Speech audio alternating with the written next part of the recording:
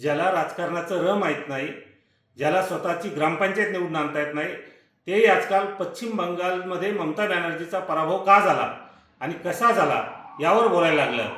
आणि भारतीय जनता पार्टीला मतं कशी पडली असा प्रश्न विचारायला लागले. अहो, ज्या पश्चिम बंगालच्या जनतेनं ममता बॅनर्जीच्या सरकारच्या कार्यकाळात 15 वर्षे अन्याय अत्याचार सहन केला, धर्माच्या नावाखाली त्यांना छळल्या गेलं आणि प्रचंड दादागिरीला 15 वर्षे ते लोक सामोरे गेले. त्यामुळं त्याचा बदला म्हणून त्यांनी झालेल्या मतदानात त्या ठिकाणी ममता बॅनर्जीचं सरकार पाडलं आणि भारतीय जनता पार्टीचं सरकार आणलं. आणि जर तरी तुम्हाला शंका येत असेल की ममता बॅनर्जी कशी पडली, तर एकदा जरा पश्चिम बंगालमध्ये जाऊन बघा आणि तिथल्या जनतेत फिरून बघा. त्याचं उत्तर बंगालची जनता तुम्हाला चांगल्या भाषेत त्या ठिकाणी देईल. आणि काय तर म्हणे ममता बॅनर्जीचं सरकार कसं पडलं.